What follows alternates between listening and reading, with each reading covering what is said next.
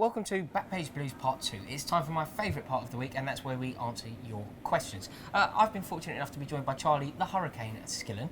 And Charlie, this could actually be our last Backpage Blues in this setting.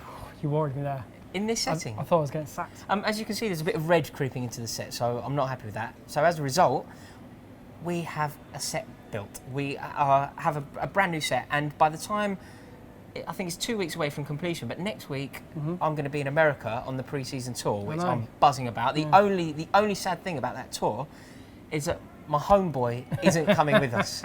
I'm absolutely gutted. A holiday isn't a holiday without the Skillen.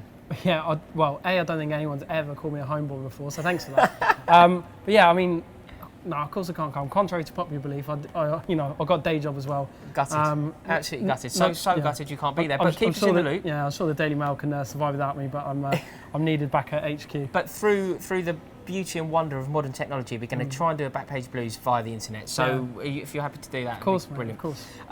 Wonderful. I suppose we should start on answering your questions, and we'll start with Raghav. Raghav has asked, basically, can you see us? Is there a world in which we are going to sign Marco Reus? Well, not a lot of people have been talking about Marco Reus in this transfer window, contrary to last summer when he looked like to be the big star on the move.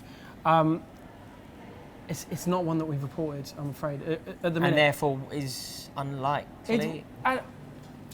At this point, it's unlikely, but that doesn't mean to say, especially with transfers, especially with Chelsea, things can happen so quickly. If there's a breakthrough and Mourinho really feels like he needs that sort of player, which I wouldn't be averse to. He's a fantastic attacking midfielder. I say pretty much every week on these videos, I'd like to see Chelsea sign an attacking midfielder. Yeah. Marco Reus would be. He fits the bill, but he really does. He's just no word at the moment. There's no word at the moment, but that's just what I'm hearing anyway. But it would be an exciting one, and it's definitely one to keep in mind. He's gone a little bit unnoticed this transfer window, and it's possible that he could be on the move. Okay, guys, what do you think? Would you like to see Marco Reus in a Chelsea shirt? Please let us know. Next question is from IR Guilty. We've answered this before, but I think it's interesting to kind of have another look at it. He wants to know who we think will be Chelsea's biggest challengers next year. It's a question worth revisiting because as people strengthen, this shifts constantly, doesn't it? Yeah, definitely. I think that we have strengthened Arsenal to allow them to become a genuine competitor. I think they will lead a sustained bid for the Premier League next season. I don't think they're quite strong enough, but I think that they're a worthy competitor. Yeah. But it's very difficult to see beyond Manchester United. I completely agree.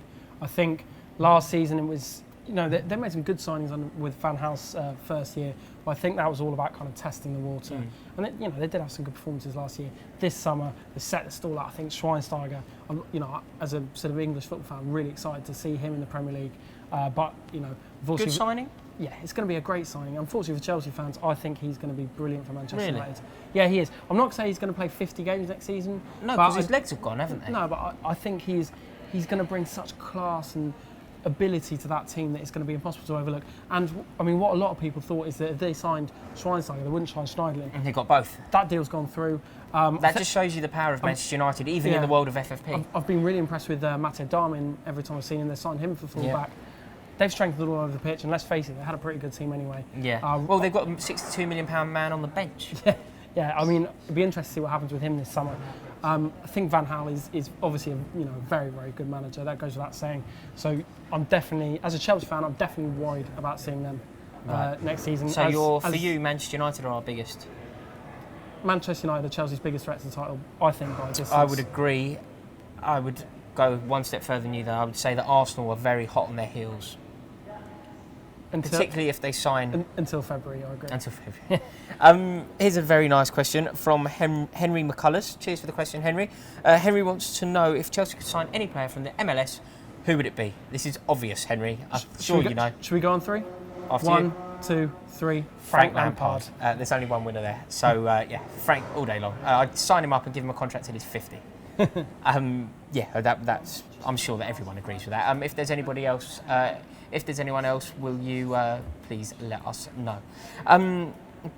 Shall I go for it, Daniel? Yeah.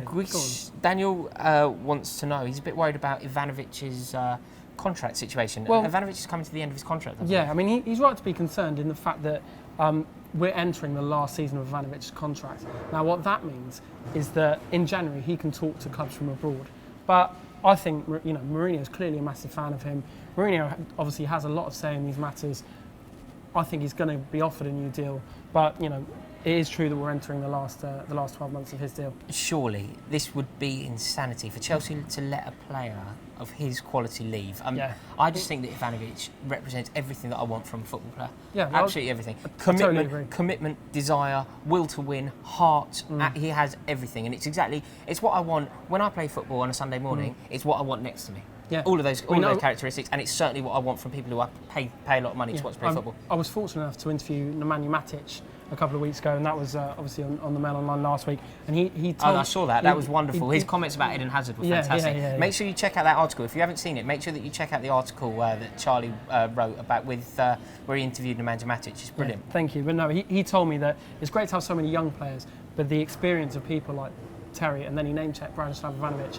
That's what he said. That's what really kind of took us over the line. So I think I'll be really disappointed if Ivanovic left anytime soon. Yeah. Anyway, the next question is from Will Green. He wants to know, apart from Stamford Bridge, what is the best stadium you've been to? I'm a weird one for this question, Will. I've got some weird answers here. I hate modern stadiums. I have no love for the Emirates. I have no love, like whether it's Coventry, whether it's Middlesbrough, whether it's Sunderland. They all look the same. Whether it's Southampton. They're just identical stadiums, and I have absolutely no love for them. Like, give me the Dell at Southampton 100 times over St Mary's. Yeah. So for that reason, I have quite a lot of love for the old Highbury. Yeah, I used to like going to Highbury. Yeah.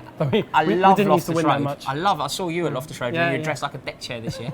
I love going to Loftus Road. I like original football grounds. But I think the most impressed I've ever been with a stadium. There was, in fact, I think it's one time in my life. I went to the Maracanã I watched France-Ecuador in the World Cup. I was meant to be watching England versus Colombia, but England were booted out. So instead, I went to France-Ecuador, and that was very impressive. As was the San Siro. I've seen Kalou score in the San Siro. There can't be that many people that say that. No, definitely not. I completely agree with you in modern stadiums. However, one modern stadium that is brilliant is the Ireland Arena. Bayern Munich's ground. Yeah, we have fond memories. Yeah, I mean, obviously I'm a little bit biased because what a great night we had there. But one thing I did take away from being there is what an impressive stadium it is. Yeah. Going up, having it all lit up, being in there, and just the kind of the atmosphere once you get in there is incredible. I'd love to go back there. Do you know the interesting thing there though? A couple of my friends, I didn't go, but a couple of my friends and my stepdad went when we played in the old stadium. Yeah. A lot of those people said that the old stadium was better. Yeah, that's right. So it's that's right. No, I never went there, but perhaps it's the same old story where the old stadium, although the new one is brilliant, the old one could still be better. Last question here from someone called Joe Cole. Joe Cole. I don't know if it's the real Joe Cole, but of course it is. His question, 3 words, simple. Where is Sophie? Joe Cole wants Sophie. Okay. I'm not sure what Carly would say, but no. Sophie is. I think she's on holiday. She's always on holiday. We were in touch with her last week. She's very well. She sends you her love. But she is on holiday. But she will be back. She will certainly be back doing fan cams at the Charity Shield. So I've never met anyone that has more holidays than that girl. No, she does. She lives a life of Riley, actually. But it's well deserved. Sophie, absolutely. if you're watching, I hope you're well, and we'll speak soon. Big up, Soph. Guys, as always, thank you very much for watching. And like I say, this could be our last ever time in this setting because we have a studio. I'm so excited about that. There's just one more thing that I have to say. Jack, would you chuck that in? Cheers. This T-shirt was won by Jack Mellis. And Jack, this is yours. But you need to DM us your address on Twitter if you want us to post it out to you. I'm assuming if I don't hear from you within what should we give him? 24 hours of this going live? Countdown's on. We're going to pick another winner. So Jack, if you don't want it, that's absolutely sweet. But let us know, or don't let us know, and I'll give it to somebody else. If you want it and Jack doesn't take it, comment. Let us know. We'll try and give it to somebody else. Yeah. And also, this could be eat your heart out, Thibaut Courtois. Jacko Caban also hasn't sent us his address. Oh, and God. he won this picture. I wonder why. And so, again, I don't know if Jacko was joking or I if think he has sent us. I think he's sent his address, and you just won't get the picture. because I want to keep the picture. Yeah. That is a possibility. You've caught me out. Jacko, if you genuinely do want this, again, let us know. Send us your address on Twitter, and we will post it out to you. Equally, if you don't want it, no problem, and someone else does, you're welcome to it. Thank you very much for watching. And next time we see you, and when we're together in the same room, I'm going to miss you, by the way. Yeah, mate. Be in touch. Yeah. We'll be in a studio. I'm so excited about that. Gone to champions. Certain positions aside, I understand the point. We're one of the top champions.